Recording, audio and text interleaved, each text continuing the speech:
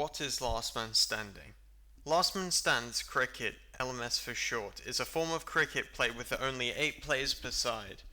It originated in England in 2005. It is a 20 over with each over lasting 5 balls format where a pink ball is used. Rules. All 8 wickets are needed to bowl a team out.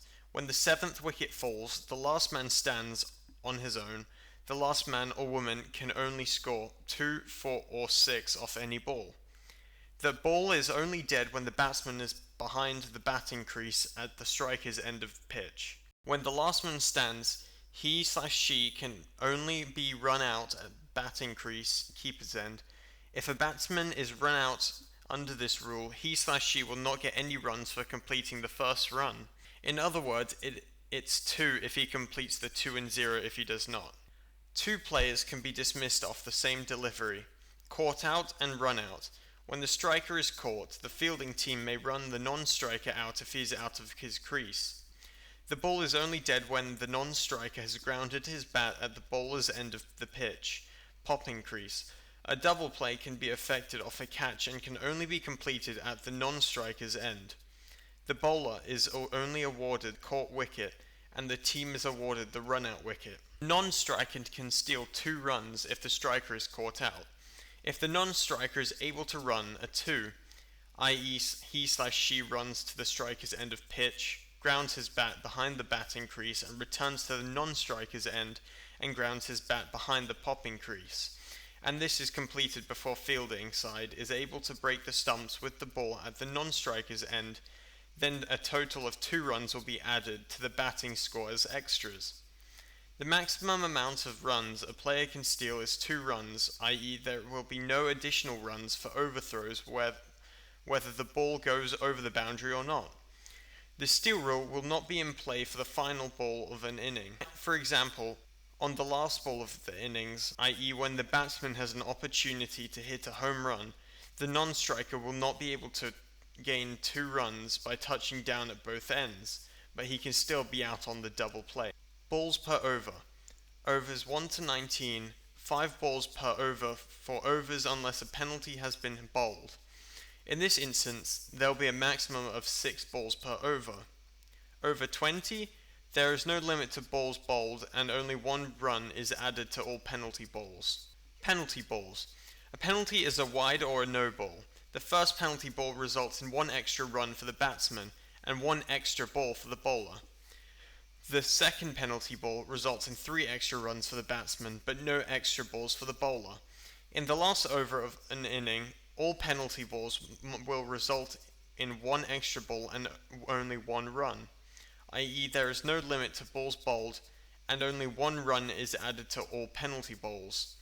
Example 1. If a wide is bowled on the 5th ball, the batsman gets 1 run. The bowler then gets another ball, which is also a wide. Bowls another ball and the batsman gets 1 run. If no ball is bowled at the end of an over, the first ball of the next over is a free hit.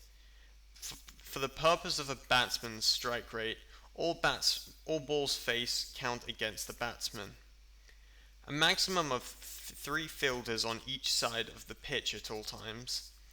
A team has 60 minutes to bowl their 20 overs, 3 minutes per over, with a 5-minute changeover between innings. Players are not allowed to retire before they reach 50 runs unless otherwise agreed by the opposition captain. If it is obvious a player has a serious injury, then the opposing captain and umpire may consult and permit the player to retire. If a player hits wicket or stands on his wicket, the fielding captain has the right to challenge the fall of the wicket if he/she deems the incident was deliberate action by the batsman to get out. In the event of a challenge, the umpire has the discretion to reverse the decision. The ball counts as a legal delivery and a dot ball, and the player concerned must continue batting. How to bowl. Place your thumb on the seam of a ball. A worn cricket ball will have a rough side and a smooth side separated by a seam. Depending on velocity and rotation, this difference in surface texture will cause the ball to swing through the air from one side to the other. Place your index finger on the seam, opposite your thumb. Hold the ball so that the seam is parallel to your index finger. Place your middle finger to the right of the seam, approximately a quarter of the way down the ball. Wrap your finger and pinky into a loose fist, carry the cricket ball close to your chin, and coil your body and lean back. Drop your elbow as you plant your bowling leg, straighten your elbow and arm, shift your weight to the lead leg, thrust your bowling shoulder forward, swing your arm like a windmill, snap your wrist forward just before you release the ball, and then release the ball. Then remember to follow through properly. How to bat. Grip the cricket bat properly. If you're right-handed, place your left hand on top of the handle towards the toe, the rounded tip of the cricket bat. With the right hand under it, left-handers place their hands the opposite way. The thumbs and forefingers should form a V between the outside edge and the center of the bat that points towards the toe of the bat. Shift your weight to your back foot for longer pitches. Shift your weight to the foot closest to the bowler for a full pitch, one that bounces close to you. Try to hit the ball before it spins, swing the bat properly, decide whether to attempt to score a run or continue batting. Since you can only have a maximum of 3 fielders per side, this would be the best formation for that. All 3 fielders on each side are evenly spread out across their sides so as they can all have an even way to run and nobody gets mixed up. A strategy for batting would be to send your best batsman out first to get the good lead over the opponents.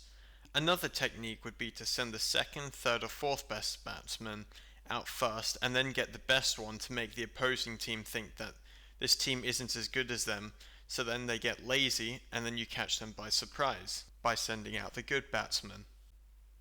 A strategy for bowling is called off-spin. Off-spin is a type of finger spin bowling in cricket. A bowler who uses this technique is called an off-spinner. Off-spinners are right-handed spin bowlers who use their fingers to spin the ball. Their normal delivery is an off break, which spins from left to right when the ball bounces on the pitch.